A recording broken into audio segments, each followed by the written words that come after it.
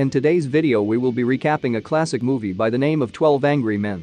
Hope you enjoy, and don't forget to like and subscribe. In a New York City courthouse, an 18-year-old boy from a slum is on trial for allegedly stabbing his father to death.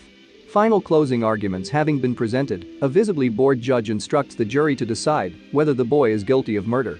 If there is any reasonable doubt of his guilt, they are to return a verdict of not guilty. The judge further informs them that a guilty verdict will be accompanied by a mandatory death sentence. The jury retires to a private room where the jurors spend a short time getting acquainted before they begin deliberating. It is immediately apparent that the jurors have already decided that the boy is guilty and that they plan to return their verdict without taking time for discussion, with the sole exception of Juror 8, who is the only not guilty vote in a preliminary tally. He explains that there is too much at stake for him to go along with the verdict without at least talking about it first. His vote annoys the other jurors, especially Juror 7, who has tickets to a baseball game that evening, and Juror 10, who believes that people from slum backgrounds are liars, wild, and dangerous. While several of the jurors harbor personal prejudices, Juror 8 maintains that the evidence presented in the case is circumstantial and that the boy deserves a fair deliberation. He calls into question the accuracy and reliability of the only two witnesses to the murder, the rarity of the murder weapon, a common switchblade, of which he has an identical copy, and the overall questionable circumstances. He further argues that he cannot in good conscience vote guilty when he feels there is reasonable doubt of the boy's guilt. Having argued several points and gotten no favorable response from the others, Juror 8 reluctantly agrees that he has only succeeded in hanging the jury. Instead, he requests another vote, this time by secret ballot. He proposes that he will abstain from voting, and if the other 11 jurors are still unanimous in a guilty vote, then he will acquiesce to their decision. The secret ballot is held, and a new not guilty vote appears. This earns intense criticism from Juror 3, who blatantly accuses Juror 5, who had grown up in a slum, of switching out of sympathy towards slum children. However, Juror 9 reveals that he himself changed his vote, feeling that Juror 8's points deserve further discussion. Juror 8 presents a convincing argument that one of the witnesses, an elderly man who claimed to have heard the boy yell "I'm going to kill you" shortly before the murder took place, could not have heard the voices as clearly as he had testified due to an elevated train passing by at the time, as well as stating that "I'm going to kill you" is often said by people who do not literally mean it. Juror 5 changes his vote to not guilty. Soon afterward, Juror 11 questions whether it is reasonable to suppose the defendant would have fled the scene, having cleaned the knife of fingerprints, but leaving it behind, and then come back 3 hours later to retrieve it, having been left in his father's chest. Juror 11 then changes his vote. Juror 8 then mentions the man's second claim. Upon hearing the father's body hit the floor, he had run to the door of his apartment and seen the defendant running out of the building from his front door in 15 seconds. Jurors 5, 6 and 8 question whether this is true, as the witness in question had had a stroke, limiting his ability to walk. Upon the end of an experiment, the jury finds that the witness would not have made it to the door in enough time to actually see the killer running out. Juror 8 concludes that, judging from what he claims to have heard earlier, the witness must have merely assumed it was the defendant running.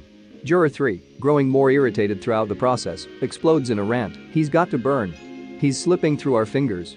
Juror 8 takes him to task, calling him a self-appointed public avenger and a sadist, saying he wants the defendant to die because of personal desire rather than the facts. Juror 3 shouts "I'll kill him" and starts lunging at Juror 8, but is restrained by Jurors 5 and 7. Juror 8 calmly retorts, "You don't really mean you'll kill me, do you?" proving his previous point. Jurors 2 and 6 also decide to vote not guilty, tying the vote at 6-6. Soon after, a rainstorm hits the city, apparently postponing the baseball game for which Juror 7 has tickets, thus allowing him to relax and pay attention with that schedule pressure relieved. Juror 4 continues to state that he does not believe the boy's alibi, which was being at the movies with a few friends at the time of the murder, because the boy could not remember what movie he had seen when questioned by police shortly after the murder. Juror 8 explains that being under emotional stress can make you forget certain things and tests how well Juror 4 can remember the events of previous days. Juror 4 remembers, with some difficulty, the events of the previous 5 days, and Juror 8 points out that he had not been under emotional stress at that time, thus there was no reason to think the boy should be able to remember the particulars of the movie that he claimed to have seen. Juror 2 calls into question the prosecution's claim that the accused, who was 5'7" tall, was able to inflict the downward stab wound found on his father, who was 6'2". Jurors 3 and 8 conduct an experiment to see if it's possible for a shorter person to stab downward into a taller person. The experiment proves the possibility, but Juror 5 then explains that he had grown up amidst knife fights in his neighborhood and shows, through demonstrating the correct use of a switchblade, that no one so much shorter than his opponent would have held a switchblade in such a way as to stab downward, as the grip would have been too awkward and the act of changing hands too time-consuming. Rather, someone that much shorter than his opponent would stab underhanded at an upwards angle. This revelation augments the certainty of several of the jurors in their belief that the defendant is not guilty.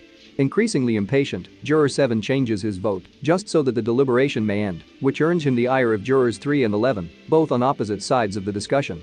Juror 11, an immigrant who has repeatedly displayed strong patriotic pride, presses Juror 7 hard about using his vote frivolously, and eventually Juror 7 admits that he now truly believes the defendant is not guilty.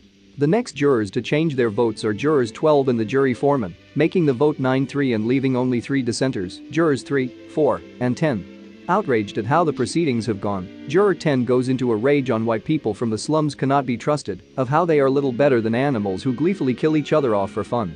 His speech offends Juror 5, who turns his back to him, and one by one the rest of the jurors start turning away from him. Confused and disturbed by this reaction to his diatribe, Juror 10 continues in a steadily fading voice and manner, slowing to a stop with "Listen to me." "Listen," Juror 4, the only man still facing him, tersely responds, "I have. Now sit down and don't open your mouth again." As Juror 10 moves to sit in a corner by himself, Juror 8 speaks quietly about the evils of prejudice, and the other jurors slowly resume their seats. When those remaining in favor of a guilty vote are pressed as to why they still maintain that there is no reasonable doubt, Juror 4 states his belief that despite all the other evidence that has been called into question, the fact remains that the woman who saw the murder from her bedroom window across the street through the passing train still stands as solid evidence. After he points this out, Juror 12 changes his vote back to guilty, making the vote 8-4. Then Juror 9, after seeing Juror 4 rub his nose, which is being irritated by his eyeglasses, realizes that, like Juror 4, the woman who allegedly saw the murder had impressions in the sides of her nose which she rubbed, indicating that she wore glasses but did not wear them to court out of vanity. Juror 8 cannily asks Juror 4 if he wears his eyeglasses to sleep, and Juror 4 admits that he does not wear them. Nobody does. Juror 8 explains that there was thus no logical reason to expect that the witness happened to be wearing her glasses while trying to sleep, and he points out that on her own evidence the attack happened so swiftly that she would not have had time to put them on.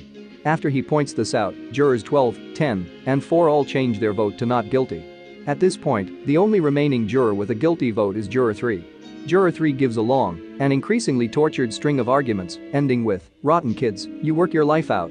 This builds on a more emotionally ambivalent earlier revelation that his relationship with his own son is deeply strained, and his anger over this fact is the main reason that he wants the defendant to be guilty. Juror 3 finally loses his temper and tears up a photo of himself and his son, then suddenly breaks down crying and changes his vote to not guilty, making the vote unanimous. As the jurors leave the room, Juror 8 helps the distraught Juror 3 with his coat in a show of compassion. The film ends when the friendly Jurors 8 and 9 exchange names, and all of the jurors descend the courthouse steps to return to their individual lives, never to see each other again.